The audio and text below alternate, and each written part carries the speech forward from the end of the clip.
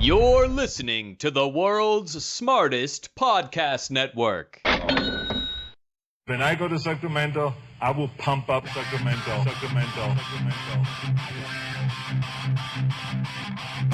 Some say the news is fake. Others say it's real.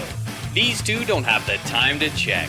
Instead, Turner Sparks and Michael Ira Kaplan turn to comics stationed around the globe to be their eyewitness reporters so that you can know what's really going on.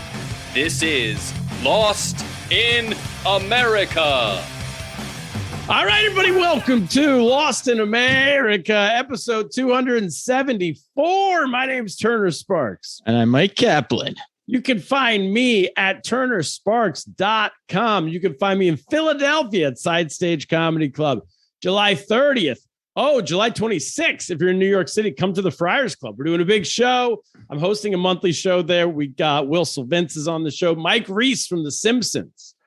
You ever heard of The Simpsons? I've heard of The Critic? He co-created The Critic. He's doing a spot on the show. It's going to be awesome. Come on out to that. You can find Kaplan and me in El Salvador next week. If you come on out to El Salvador, come down to El Salvador. We're filming a TV version of this podcast. We're adapting this pod for television. We're filming our very first episode this weekend in El Salvador. Next week in El Salvador. Very exciting. You can find Kaplan in El Salvador and on all social media platforms at Cap in America. On the show today, we have Anton Tymoshenko back to the show from Ukraine. We're going to be talking to him in just a minute, getting a full update on what's going on over there, what the status is on this war, how Ukraine can win the war, what does winning the war even mean, all that kind of stuff. But Cap, before that. Yeah. What's before that? We need money. Tell people how we can get money. We're going to El Salvador to look for money. So if you want to help us out, patreon.com/Lost in America. Become our sponsor, become a patron of the arts. Help us out, please. We're not beggars. We're not just asking for your money for nothing. We're giving you, what are we giving them? We're giving them for $5 a month. Are you asking me or not? It's a retard. You just said, what are we giving them? And I answered, but then you answered too. Well, I'll answer myself and then you'll fill in what I missed. But we do 2 to 3 episodes a week for $5 a month, bonus episodes. And we're going to tell everybody all about $5. You blasted through that. $5 a month is all it is. It's a bargain. That's like the price of coffee is getting so expensive with inflation that's cheaper than coffee now. That's cheaper than coffee. Cheaper than coffee. Yeah, that's what we got to raise our prices with inflation soon. But for now, we're going to keep it $5 a month. You get it 3 episodes a week. And what else do we give? Oh, for $10 a month, we give out free T-shirts, right? From a T-shirt or a mug. Lost in America, #1 in Armenia. You just told me off air we went to #3 in El Salvador. So maybe we should make #3 in El Salvador T-shirt. Well, once we do the TV show, once we're walking the streets with the people, literally going door to door with the people, we're going to be heroes in that country. We'll be #1 forever. So we'll make That's a merch. good point. Yeah, and for $15 a month, I will send you a COVID test if you're in America. Is this a new level? I don't even know about this. Is a new level. I've got 76 COVID tests in my apartment thanks to the New York City school system. So I will mail them to you. Kaplan, the New York City school system gives Kaplan 4 a week? 4 a week. And we've using them too, but we still got 70. You get them for free. Free, yes. And there's all these people out there dying of COVID, but you said they have to pay if they want them. You're hoarding. Well, I'm not. I could be selling them. on the streets. Sounds like you are. You just said $15 a month. Well, you're getting 3 episodes a week and you're getting free COVID tests. So it's really, it's not free. You can't say, give me $15 and you get a free COVID test. That makes it not free. All right. Well, what are you? All right. Well, don't sue me for that. But I like our listeners. We don't have enough patrons. We can't have $20 a month, Kaplan. Right? Enough already. $20 a month. You get your own ad on this show. Speaking of this show, let's get to this show. What do you know, Cap, about what's going on? Before we bring on our guest, who's live from Ukraine, I don't know if last time we talked to him, he was in Kyiv. And Kaplan, I need to remind you, because you personally got a lot of hate mail on this. It is not the Ukraine. I'm going to work on it this week. Ukraine. Kaplan calls it the Ukraine because he supports Putin and the Russians. One time I made a mistake. I call it Ukraine. But on YouTube, they exploded on you. They said this guy is he supports the evil empire over there. But what we do in this show is we're authentic. I knew I made a mistake. I could have asked to have that stricken from the record, but I said, no, I made a mistake. Well, people have me at it. You didn't even know you made a mistake till I told you like a month later. You're just letting me out. But anyway, in the war between Russia and Ukraine, yes. I was feeling good about Ukraine because of a couple of things that I noticed recently. I saw that Putin is so desperate for generals that he brought in like a 67-year-old guy, but like he's like an old fat guy. He brought in a 280 pounds fat man who needs like special, like they don't even make body armor to like protect him. He needs like special armor. He was like an old general in the 80s in Afghanistan. That's how desperate they are. They're like going to like the stage of they're like calling back all the old timers. It's like Rambo. Yeah. It's like calling them back into action because all the younger guys are dead or have crossed Putin or incompetent. So I think that's a good sign because I don't know what kind of strategy he's going to run, but I don't think the young Russian soldiers today it's not going to work well. So I'm feeling good about that. What else is going on? Well, we're at this point in the war where it's been going on a long time now. And people are saying, hey, we kind of have to get ready. This could be a long war, which I don't know what that means. The last war we were in lasted 20 years. So and it just ended in September. But that was like far away from us. So it was like we barely knew what was happening. I don't know if that's what they mean by long war. And now we're trying to figure out, well, if it's long, who is that better for it? Is it better for Putin because he's a madman and he'll just keep sending Russians in to get killed and killed and killed and killed and killed? Or is it better for Ukraine because they have this partnership with the West and NATO and everybody else, and we'll keep sending them supplies and money and military. And they have soldiers who actually want to fight because they believe in the cause. So I don't know, but I know that Russia's now controlling eastern parts of the country, but I want to know, let's bring Anton in on this. My first question to you, Anton, is what is Ukraine? What's the current goal for Ukraine in this war? Is it to take the entire country back, or is it just to like, hey, we're going to give them part of it and let's just get out of this thing?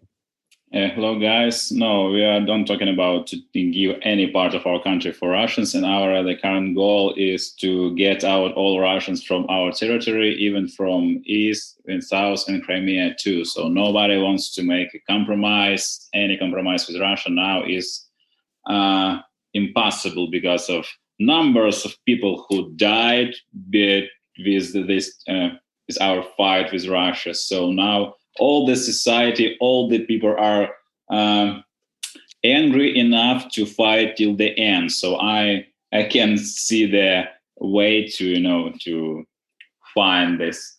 This one of the reason why, like maybe a month ago, Emmanuel Macron got some hate from Ukrainians because he said that maybe we need to give some part of our land to help Putin save his face, but Putin's face is already bad. So we will not do something with our land to save Putin's face, Putin's leg, Putin's arm, I don't know, anything from Putin's body.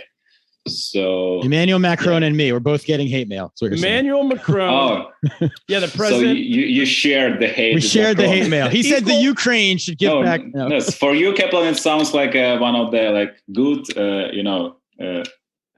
Your career is high because you can share the hate with Emmanuel Macron. It means you're a very high guy. Yeah. Kaplan's becoming more and more famous. I also like older women, so.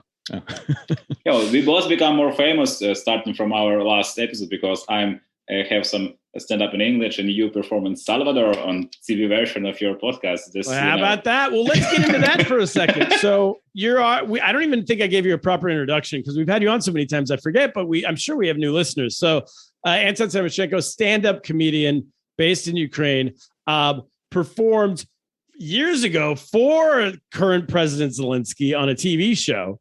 And you've most recently once the war started, you kept doing stand-up comedy, but you started doing it in bomb shelters throughout Kyiv. And you started doing it in English and then filming it and putting it online. And I think I can safely say that you have more views in English than I do for your stand-up comedy. It's gone like super viral. It's everywhere. How's that been? So first of all, Why did you decide to start putting out? Because your comedy up until this point has always been in Ukrainian, in your language. Yeah, Russian, why did you Ukrainian, decide to start doing it in English?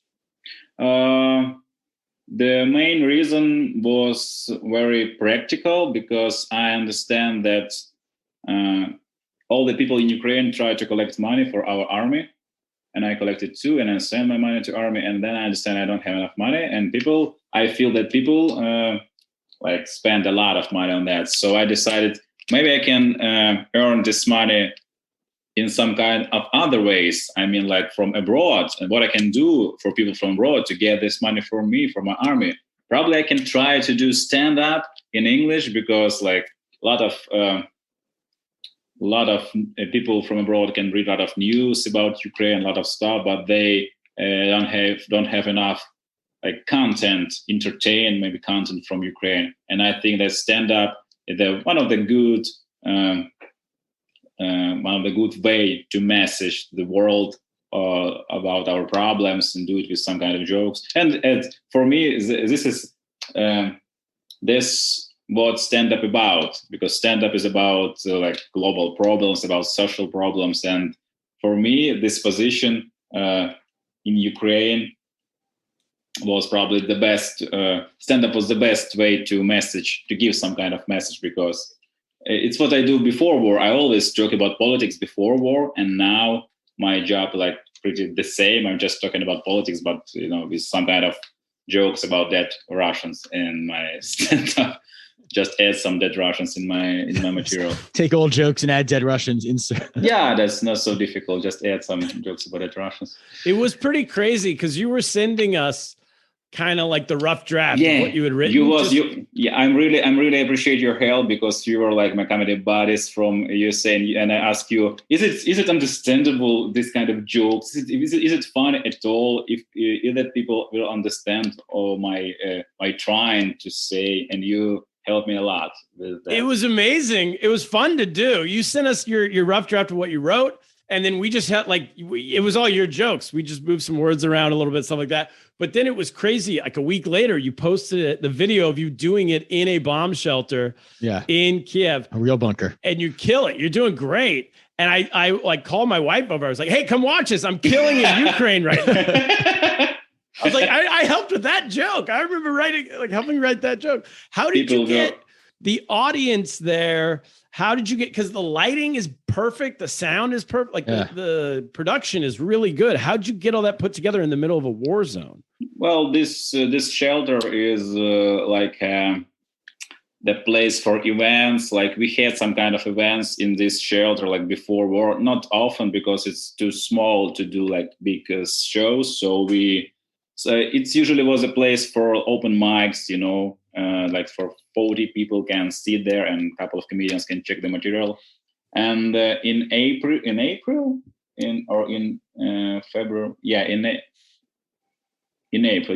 we start to do some kind of we tried to do some stand-up in beginning of April. And I remember that I checked a couple of events, because I thought I'm not ready. I'm not sure I'm ready to do stand-up.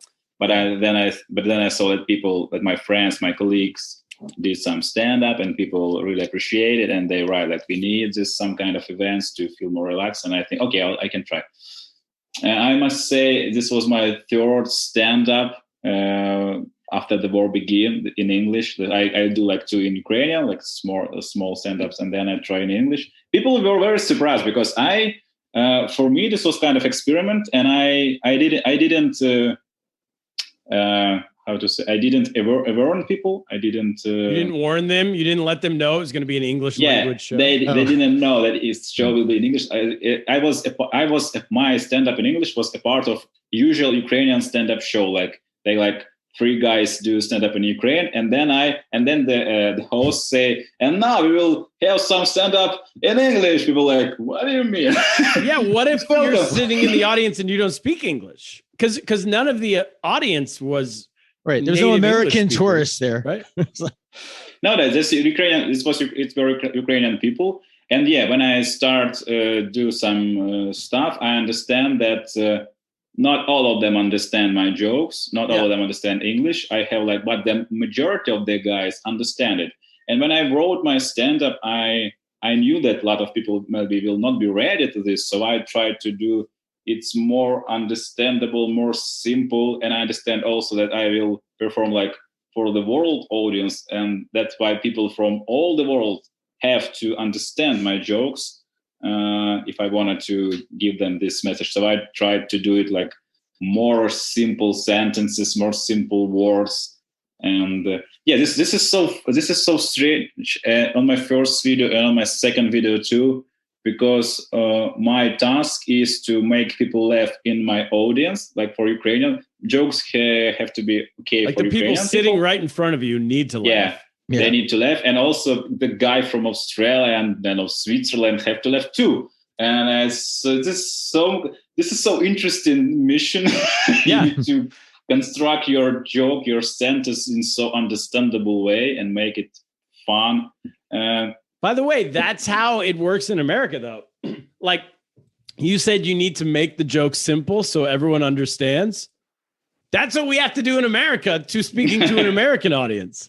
I'm not even kidding. A big part of learning to be a better comedian is because simplifying. You have a lot of different people from different all around the country. Because every city you go to, every state has different. It's like going to 50 different countries at some points, So you have to really simplify what you're saying. Speak. They say a big part of comedy, a big part of learning comedy is they say use don't use a $10 word when a $1 word will work. And that means always use the simplest speech. So you're not leaving anyone out in the premise and the setup. $1 work, you say it goes $1 work. Like a $1 word, a word that costs $10. Basically a more complicated word that a kindergartner would understand. Yeah. And you asked about production. It was not difficult to organize because we had a lot of people in Kyiv who didn't have a job and didn't have anything to do. It's difficult to find some hobbies at war. So it was really easy to find. So the comedy clubs are full during wartime because everyone's sitting around with nothing recession proof or war proof. They say recession proof industries, war proof. These guys with cameras did it for free and some basic lights. We could get some basic lights. So we tried to do it because we need normal picture, because if I had very dark picture with bad sound and with blood on my face, I'm not sure it will be so. Could raise money with blood in your face, but yeah, it's easy to raise money, but to make people laugh is a little bit more difficult. Kaplan's mostly into the money. I thought the point. The point is to raise money. You're right. Yeah, but no, and it's good. These camera guys and whatnot are out in the front lines fighting. I guess the best ones, so that's good too. So where are you now? I'm here in Kyiv. You are. For some reason, I thought you had gone to a different city. Last week. I was in Lviv just a couple of days ago. I start to make stand-up in other cities because people ask me to come. Wait, so you can tour? It's on the road during a war. I'm going to make a tour during war, in shelters, in different shelters in my country, like in Lviv, in Frankivsk, in Chernobyl, and I'm afraid to go to. I need to say I'm afraid to go to Kharkiv for now and to Odessa. I'm not sure about that, but I'm going to visit these cities too with my stand-up. I'm just waiting to get more silence period of this war. And I totally will go to Dnipro city and in a couple of cities in the center of the country and in Kyiv too. How do you get from city to city? Do you take trains or do you take? We can train works, and we can use bus and cars. For now, war is more located in the east and on the south, but in the same time, Russian missiles sometimes hit the buildings in Kyiv or Russian in missiles. Lviv. Missiles, For example, just people in Kyiv start to feel more, relaxed. A couple of weeks ago, they feel okay, probably the war only on the east now or on the south. Well, we're in safe, so we can go to make some parties and start to do concerts. And then there's just a week ago, the Russian rocket hit in the center of the Kyiv on Lukyanivka station on Artom Plants, it calls this place. And a couple of people died, a lot of people injured. So, and people in Kyiv like, okay, it's not so safe at all. So when a Russian missile hits Kyiv, where is it coming from? How far away is it being launched? Or is it coming out of an airplane that's flying overhead? Or where's the missile coming from? Oh, I'm not sure about the place. Russia had a lot of rockets that can fly like for a long distance. They have this super, how to say in English, the rockets that flies faster than the sound. This ultrasound rockets, how it calls, I'm not sure. The faster than the sound. Okay. Speed of sound, yeah. How you say? Faster than speed of sound, is that what you're saying? Yeah, the faster than speed of sound. So even the air sirens couldn't start because already shoot some kind of buildings. But are they trying to hit Kyiv, or are they like mistake is what we're thinking when they hit?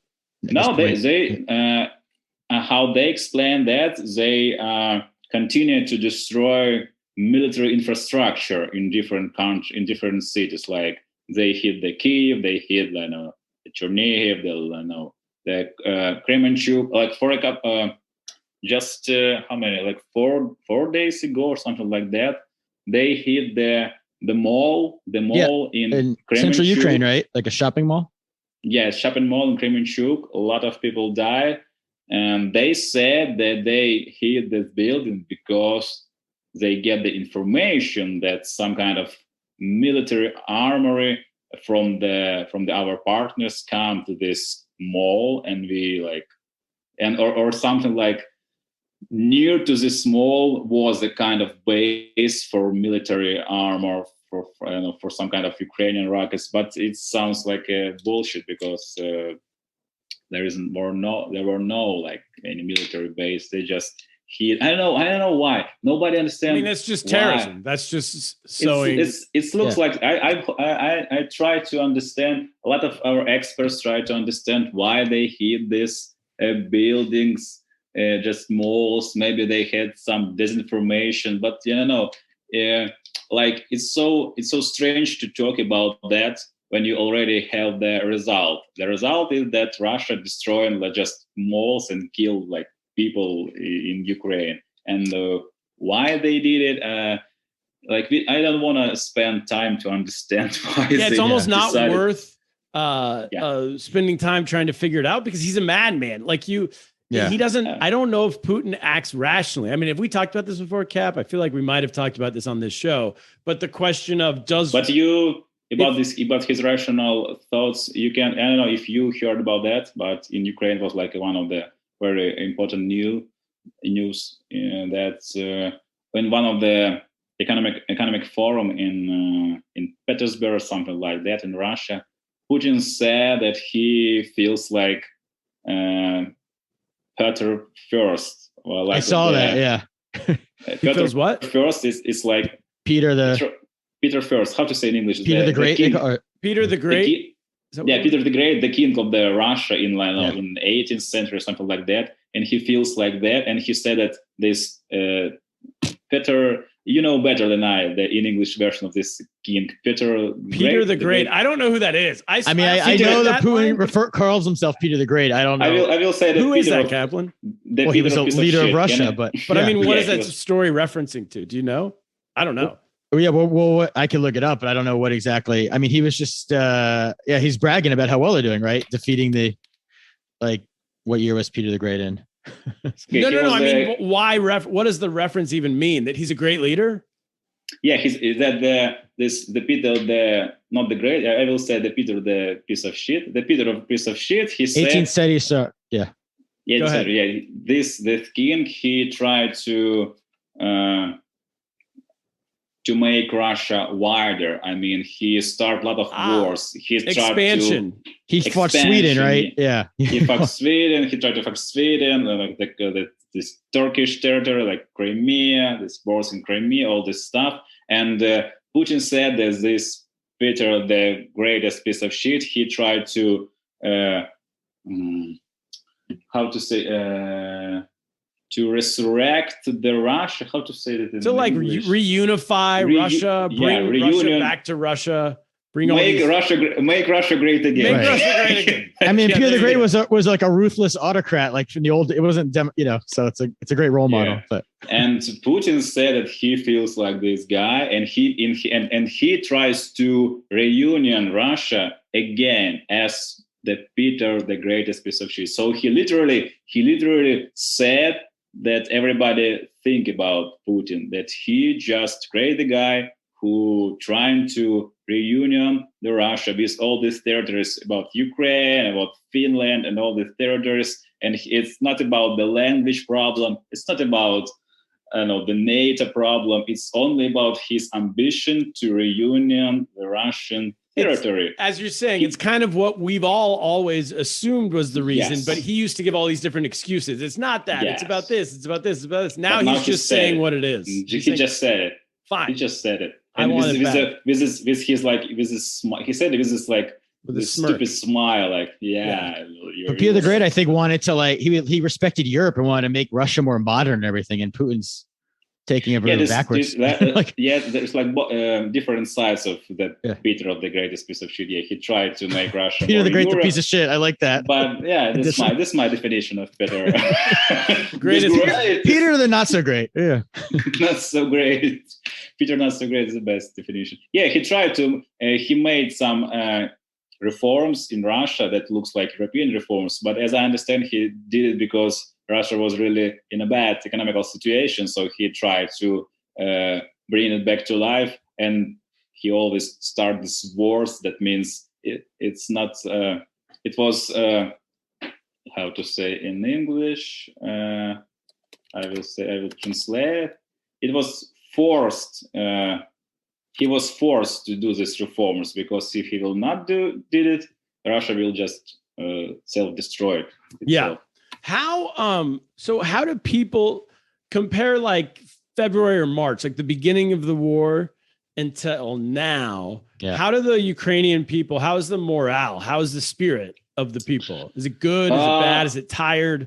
Exhausted? That's one of the most difficult questions. I had a couple of jokes about my interviews, because a lot of foreign journalists ask me questions like how it feels like to joke during war. Yeah, like you, but it's more fun to talk. We're not journalists. We are insiders. Yeah, you're more fun. That these journalists were like serious. How it feels to joke during war? And I always answer like joke during war. I just answered random answers, because sometimes it feels okay. Sometimes it feels very bad. Sometimes I just was angry, and I said, well, it feels fucking bad. Just try to do it yourself. Wait, here's the real depends if the joke works or not. That's how it feels. Depends on if the joke hits. Yeah, exactly. If the joke lands, it feels great. A bomb's a bomb, But if the joke bombs, then it would feel shitty to do that in Tampa too. Yeah, and people become more. We had some kind of scandals in stand-up in Ukraine, because a couple of comedians did really bad jokes. They cancel culture. Cancel culture. We start talking about cancel culture in Ukraine just before war. It's hard to get canceled during a war.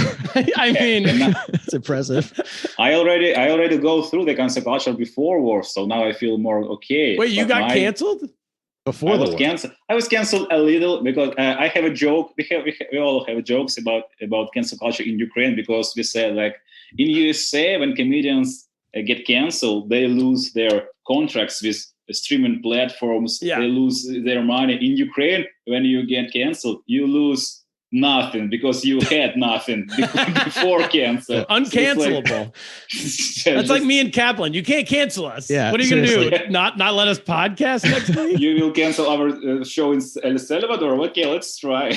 We're funding that ourselves. What do we care? Exactly. You can't cancel our Patreon show.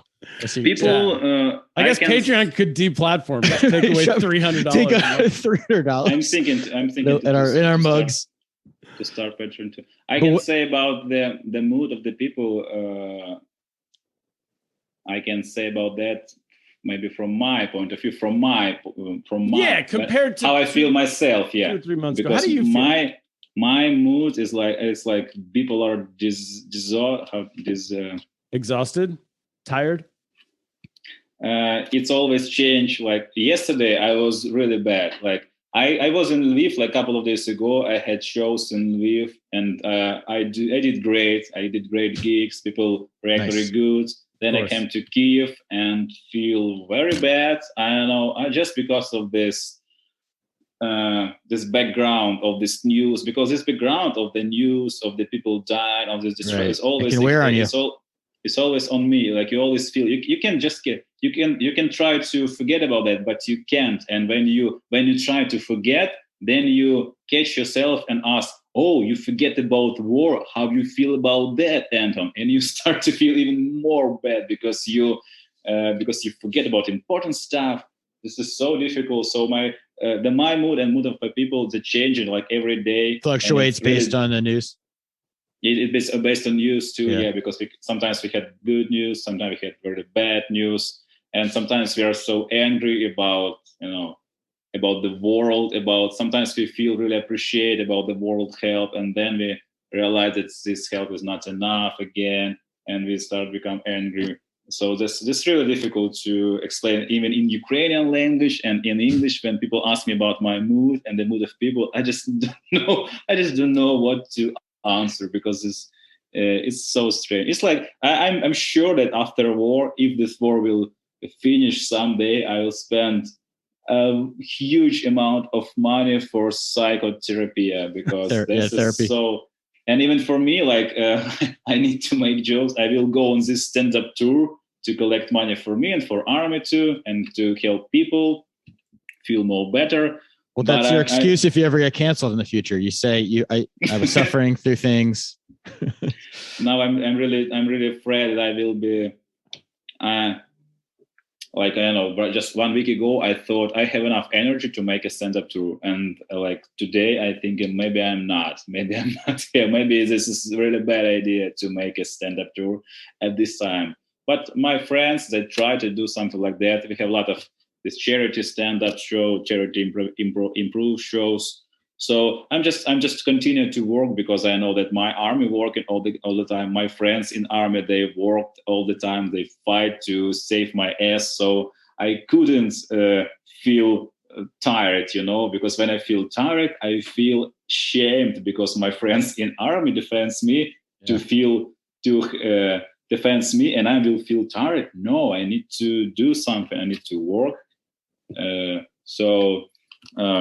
And then honestly, you're in the audience, you're doing them this great service, because I'm sure they're all going through what you're going through, and they have these low moments. And then to come to a place and laugh, I mean, that the ultimate escape. So that's great. People give me a lot of write a lot of messages, like, I did some shows and people just write in direct message in Twitter or Instagram, thank you for doing it, because for example, like I saw your improved stuff with your friends, and it was only one thing that helps me to feel better for a long time. So thank you about that. And I feel, okay, probably my work is important too.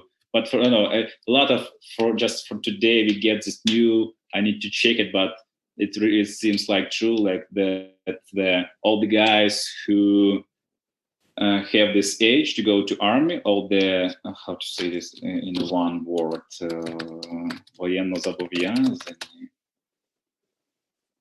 Conscripts. Do you know transcript? The word? New transcripts to the army. Conscripts. Военно зобов'язані. Like the guys who. Oh man, this is so difficult to explain in English. Like every guy in the country, like from the age from 18 till 60, have to go to army. Right, mandatory. Okay. Conscription. Yeah. Conscription. I'm forgetting English too now, so yeah, I think that's it. Sorry about that. Yeah, I read that in news that we have a new law that all the guys with this age can't leave their region when they leave without the permission from the military center. Okay. So I need to go to military center to get the permission to go to other city in my country to go to live. So for now, I don't know. Can I can't do my stand-up tour? I will understand tomorrow if it will possible. You need like the military approval to do your stand-up. Yeah, and it's so difficult to explain. And I guess the idea is because I'm comedian, I need to go to it because I'm so funny guy. Oh, you're so funny. Maybe you need to go to Donetsk and give some joke there. Oh, probably, yeah. So I don't know. What about with? Actually, we should take a break. We need to pay some bills here. Pay the bills. We are part of the world's smartest podcast network. When we get back, I want to find out about. I got some questions on Zelensky and how he's doing these days. But we're part of the world's smartest podcast network. That is us, Lost in America. That is the Political Orphanage with Professor Andrew Heaton. That is majoring in everything with Dr. Andrea Jones-Roy. Yes. And we want you to subscribe to all these shows. These are all great shows. We go back and forth. We go on Heaton Show a lot. We still never been invited to Andrea's show. I don't. Still waiting on my invitation for wants Andrea's us on that. Still waiting. We're not doctors. Is the problem? I assume we'll be on there at some point. And listen, it's great. And so anyway, everybody. Sorry, I just heard some background noise. I don't know what's going on. You're being heckled. Subscribe to all those shows. Also, I think that's it. We don't have World's Smartest Podcast Network.com. That's it. World's Smartest Podcast Network.com, everybody. And now, a word from your local sponsor. All right, we're back. Is Anton there? Anton went somewhere. I thought you were going to say thank you, sponsors. I got distracted. Thank you, sponsors. There we go. For never canceling us, staying with us through thick or thin. Look at that. They stick with no matter what we say. When they give us a free, listen, say what you will about these sponsors. Some people say, I don't want to go skiing in Vermont all the time. Some people say that. Some people say we've had the New York City NYPD sponsor us before. And people say that's, yeah, you support the cop. Yes, we support anyone who supports us. Pretty much. Anyone who supports us. Except we will not take money from Russians. No Russians. Except Russians. We haven't had Russians have never. No borscht. Anyway, the Russian government, slippery slope. Anyway, back to the show. Point is, how is Zelensky? So, what about Zelensky's popularity? From at the very beginning, it was like sky high. The whole world loves Zelensky. He's America. I mean, he's the world's president, the world's leader. Yeah, everyone. He's number one. And so, but how do people feel about him now? Does he still have the same support he did 2 or 3 months ago? Yes, the same support. For this period of time, there was no scandals with Zelensky or with some guys who close to him. Like everything very clear and very fine. We try to people already start to. Like people in Ukraine who likes, for example, Poroshenko more than Zelensky, they try to find some negative side of this war, negative side of Zelensky, but they can't. That's why it's still the same. And I turned the video because, for example, Zelensky, every night we have this video. Oh, like a video message. He addresses the nation. Yeah. Thank you. That video message from Zelensky about important stuff. And for now, he said, I heard about this problem that this conscription for all the guys. Wait, he's listening to the podcast live. Yeah. He listened just talking about it from us. You just listening to We're breaking news to your president. Yeah, he listened my earphones all the times. So he said he will check what the problem is. Yeah. Zelensky made his job great from my point of view, and not only Zelensky. It's not about Zelensky talk. It's talk about all the guys who work with him, like our military minister Zaluzhny, all the guys who work in diplomacy center. They all did their job fine from my point of view, and it's difficult to find any problems or any mistakes, any big mistakes. If you saw these mistakes, you can say me, and I'll maybe. No, I don't know. I haven't found much. But is that how most people feel, or is the country split? No, country not split. Country still unite. Yeah. We really unite every people, different people, even if people are not for example, Russian speak. We have a lot of Russian speaking people in Ukraine, and people who like Russia before war, but none of them change their mind. All of them understand that for now we need to be united, and Russia is our enemy. and I see any like splits in society.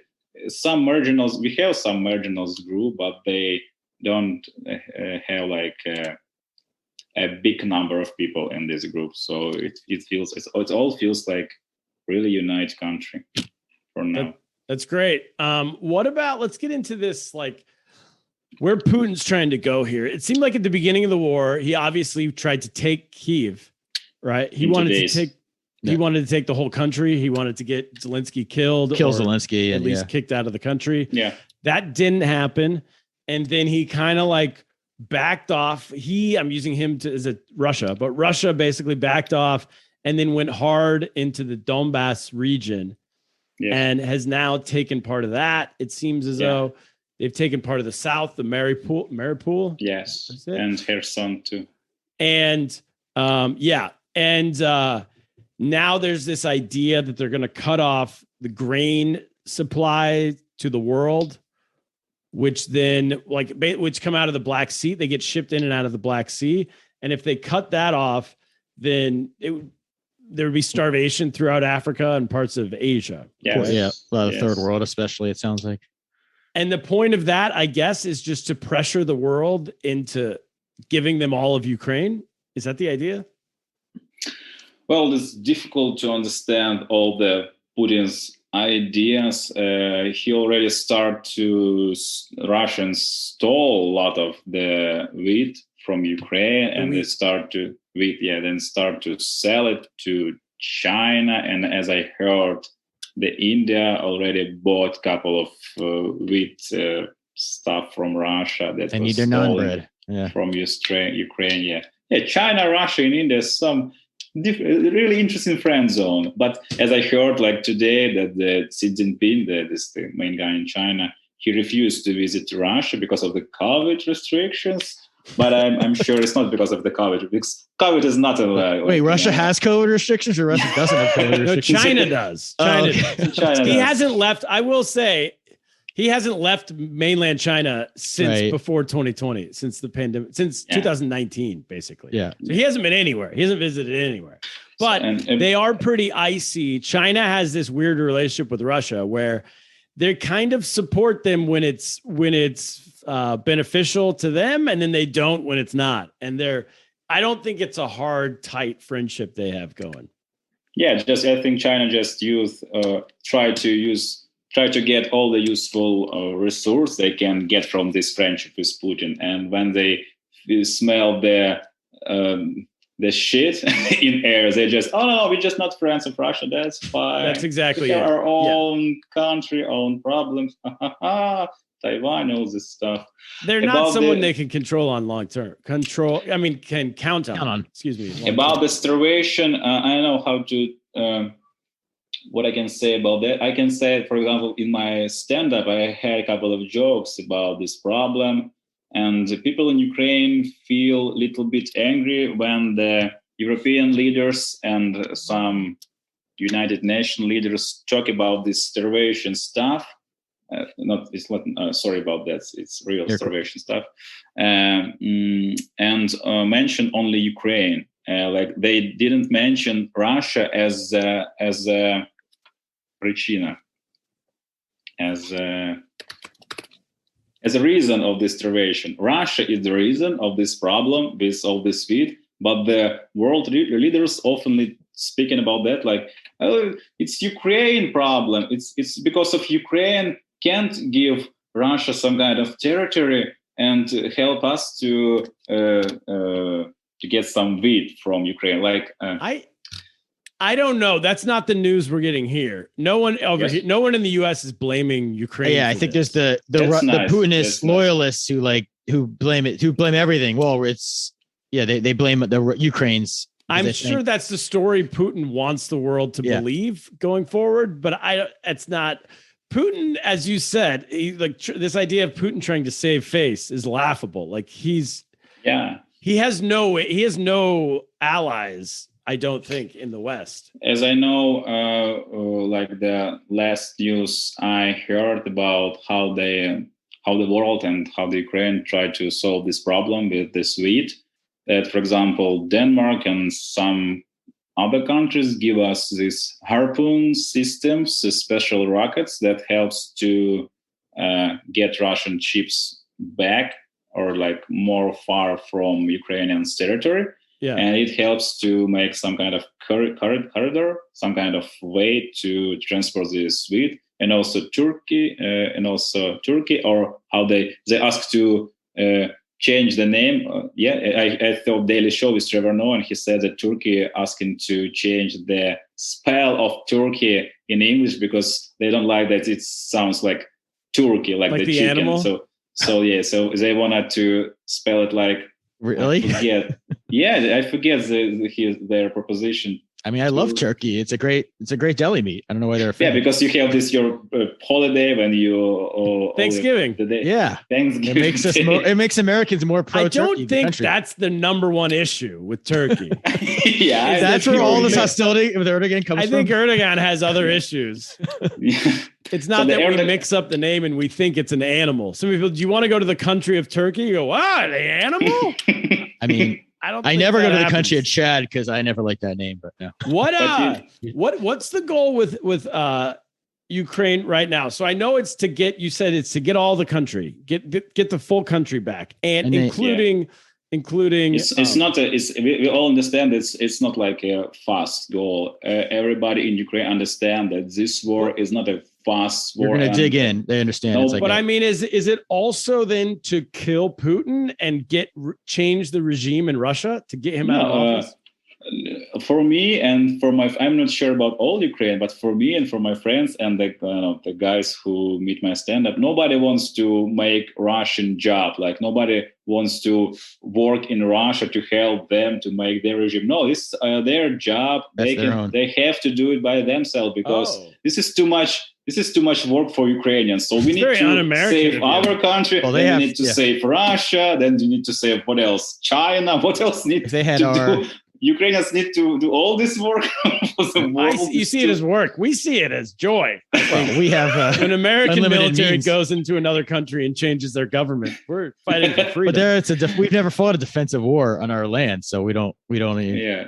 For now, our goal is just to save our lands and get Russian military back to. Let me just correct the record quickly, Kaplan. What about World War II? Didn't Japan bomb Pearl Harbor? Oh, you're right. But the war wasn't fought. Changed their regime. That's true. But the war wasn't fought on American soil. That's what I meant. We haven't been through that. So you consider Hawaii. Come on. Hawaii is you're going to get canceled again. Hawaii is part of America. The greatest generation is going to cancel me now. But this is why you just lose Hawaii in your podcast. Anton, this is why I have to simplify my words when I do comedy in America because people like Kaplan, they don't know Hawaii's part of the United States. I know about Pearl Harbor. Believe me, I'm just saying we never fought. Luckily, we've been very lucky in America. We never fought with Canada or Mexico in American soil. At least not in our lifetime. That Hawaii is American soil. But they didn't have troops. They came on, they dropped some things and they moved away. They did. It was not the same thing. We didn't fight the Japanese in California. But anyway, I have a question about you guys because you mentioned all the losses, but you did capture Snake Island. It was a strategic victory. How important was that? We did read about. I'm not like a military expert. I'm not sure how the importance is victory, but I just remember that we always, like just for a couple of weeks ago, we always have this kind of news. Like every evening we have the news that Ukrainian missiles hit someone at this Snake Island. Ukrainian missiles hit one more again, someone of guy Snake Island. And every day we have this news, so Russians probably understand, well, maybe it's not the best place to to stay, so they just go back to Russia from this island. I think it probably, I'm not the expert, but probably it can be useful to, when we talk about this war, ships corridor for transport this wheat stuff from Ukraine, probably this Snake Island can be important, but I don't know what the value of this Snake Island in all this war. Is it so good or is it just got a great name? I think that's what people like to say, Snake Island here. So it sounds like a horrible place for a honeymoon. Nah, and Russia, for example. But you need does that lift morale though a little bit when when you mentioned people can be very deflated. So these I mean, I guess you speak so fast. You speak so fast. I'm sorry. Was that it was a morale booster, like to lift the spirits a little bit when you get these? Because it's been, I don't know. That's what I was implying. A little morale booster, but now like not a big one. This week, Russian. We had some kind of not the silence, but Russian missiles. I know. One more time. Just maybe 2 weeks ago, we start to feel more relaxed in Ukraine because Russian rockets stopped to hit our cities like every day, and this week they hitting all the time. The Odessa, Mykolaiv, Kyiv, Kremenchuk, Dnipro, my native region, the Dnipro region. It hits like 3 times just yesterday. This is too much. So it's difficult to feel, better about the Snake Island when you have all this stuff. This is difficult to write stand-up about that and to give any conclusions because this active phase of the war, and I just can't say what I'm thinking because I don't know what I'm thinking. I'm just in thinking moment now. I'm just in thinking in this moment, and all my conclusions change every day. That's why I don't know how to give the summary of this. No problem. Just tell us whatever you're thinking now, and if you can't answer, you can't answer. What's what about the view towards the Western support? Do people think we're doing enough? We're not doing enough? Western support. U.S. and United NATO, Europe, and everybody kind of. Yeah, we already know they don't like Macron. Boris Johnson has been great, right? And Olaf Scholz. No, Boris Johnson, we should say, has volunteered to train. He said 10,000 Ukrainian troops, new troops, every 120 days. He thinks the British can train. By himself or no, hopefully not Boris Johnson himself training them. Okay, you can need to do this here and you can be angry. Ooh, kill an essay on So what do people think of the Western support? From my point of view, what I see, people feel really okay, really good about Western support. For this year, you had this party about July 4th, this national holiday, and a lot of people in Ukraine put your United States flag in their look at that in Twitter name, when they all these Americans weren't celebrating this year, but in Ukraine they were celebrating. We celebrated too because you are friends and a lot of people. I thought to do some kind of joke about that in my Twitter, but I was so tired because of the stand-up after my small tour in Lviv, so I just can't create a joke. Sorry about that, but you didn't light fireworks though, right? Yeah, we celebrated as probably as much as our national holiday, so it's really close. Really close. But I also have to say I heard one of the experts on our YouTube. I work at one of the YouTube show, and we have one of the experts, and he's really a good guy, and he say really. Carefully, he said really carefully all his prognosis about war, and one of the problem he see that West promised a lot of stuff, a lot of weapon for Ukraine, but it goes really slow to Ukraine, and we lose our territory on the east. I mean, the Donbas region and Luhansk region. We have to retreat with fight because we don't have enough military stuff. So from one point of view, we get all these promises to get these weapons, but on the other side, we get it a little bit slow. That's why we need to retrieve. And I don't know, because I'm not like military expert. I don't know how to analyze the situation. Is West helps as fast as he can, and we all understand that in USA government, not everyone like this.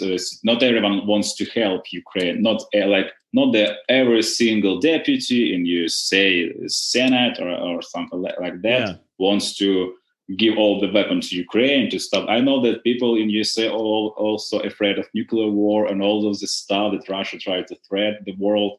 That's why you also need to find compromise in your society and help Ukraine. And every single European country also try to find this compromise too. And for me, it's my conspiracy theory that our partners, they give us a lot of weapons, but with a slow speed to not Putin's feel too angry, but also to help us enough to defend ourselves, but also to let Putin to seize the east territories like Donbas region and Luhansk. It seems something like that. It sounds like one of the conspiracy, because that's why I can't say that this is what I believe in or what people in Ukraine believe in too. Like the main message is like people in Ukraine really appreciate it, helps, and everybody understands that we can't do anything without our partners like USA, Britain, European countries, and a lot of the countries who helps us. We need to, it will be better to get these weapons faster, but if that's the actual speed, we will take it and will not say, oh, we are not satisfied because of your help, because we don't have a lot of options to in our you have to trust, because we need to trust, because this is one of the important part of our relationship. We need to trust to each. Who do you think is better prepared if this does go a long time, say years? Who has the advantage, the Ukraine side or Russia side?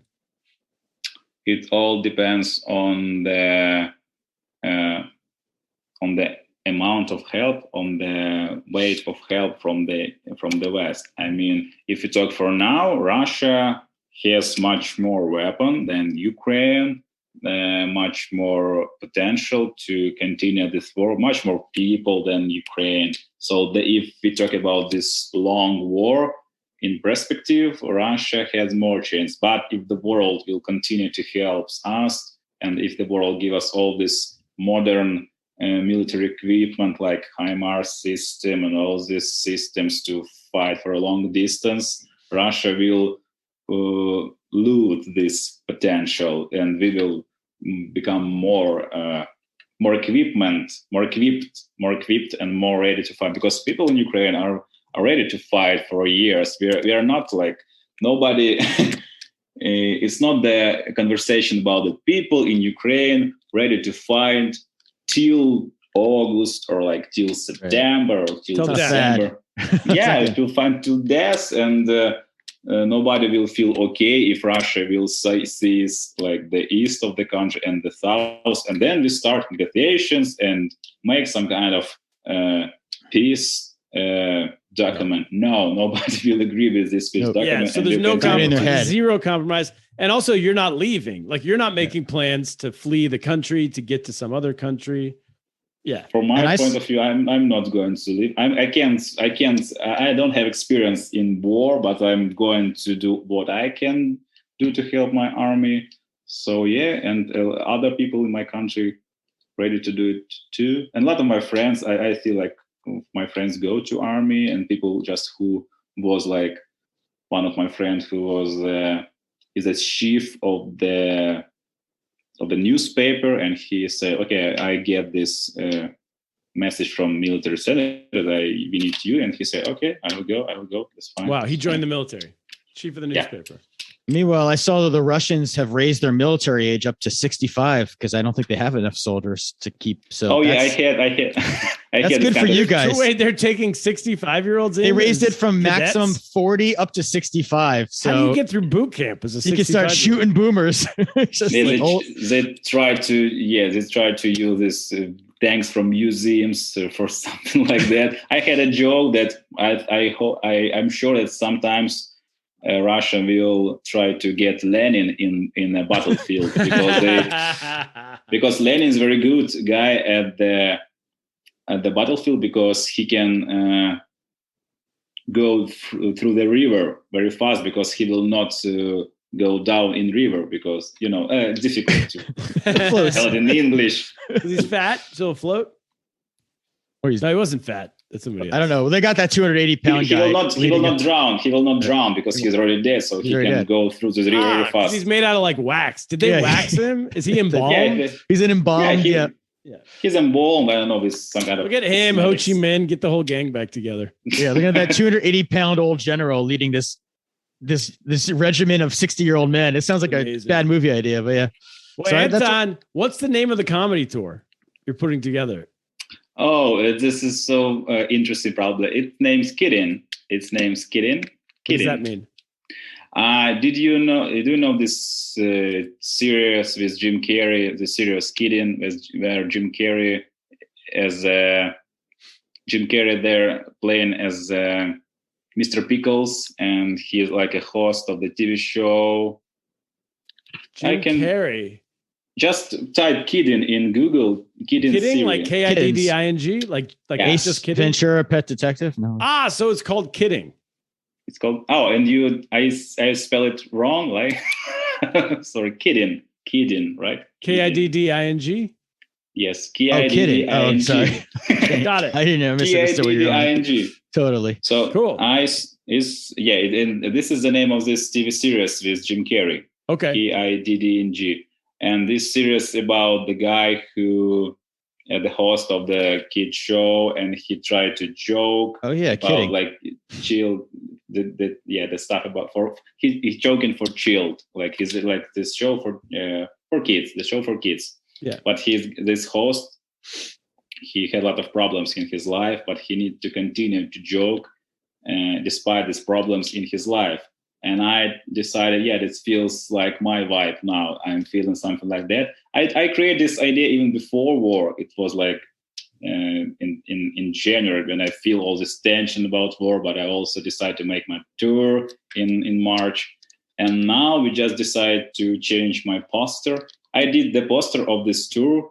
It's reference to this TV series Kidding with Jim Carrey. TV show, okay. Yeah, I can show you this poster if you wanted to check it. I will just add the missiles at the background. Add missiles? The missile just against of me, and it looks like nice. Okay, it's a crazy concept. Somebody should do a documentary on this of you traveling the country doing stand-up comedy during a war. I don't know. Our second episode of the TV show, Turner. That's where we go next, I think. Going to Ukraine. Still going. I have one proposition for now. I have when we talk about my English stand-up career, it has some attention in the world, but the second video was not so viral as the first one, but it was really interesting too for people, but not so viral. And Netflix are not sticking with me, or HBO, or all these guys. But I have one guy from Britain who asked me to, do I want to try make half an hour special in English for Britain radio, for BBC, for Radio 4, as I remember. Oh, amazing. But it's not like, it's on the proposal for now, and he will talk with these guys who will decide, is it interesting for BBC or it's not interesting. But he said it has to be interesting, and if will be interesting, I will try to do this special for radio. But I will have this stand-up tour in Ukrainian language, and I don't have enough time to make more videos in English. I need to finish this tour. Yeah, and maybe then I really want to, even if nobody will interested in do some shows with me, documentary or any stuff, I'll do just for me. I will write some kind of special for 40 minutes or 50 minutes in English and film it on YouTube and say, I don't care, just watch it if you want to watch it.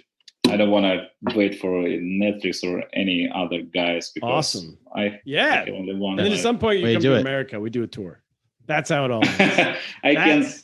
I'm sure maybe I will not able to leave my region even in Kyiv. That's going to be part of the negotiations for when they do make peace to get you out so you can tour. We got to talk to Zelensky. We'll figure that part out. You just work on the stand-up. We'll talk to Zelensky. That is it, everybody. Okay. That's the episode. Anton, thank you so much for doing it. That is all. Kaplan, what should we do? Yeah, thank you so much. Happy 4th to everybody in solidarity. I was up till 4 a.m. listening to fireworks. Felt like you. And in the meantime, I'm going to get lost. Get lost.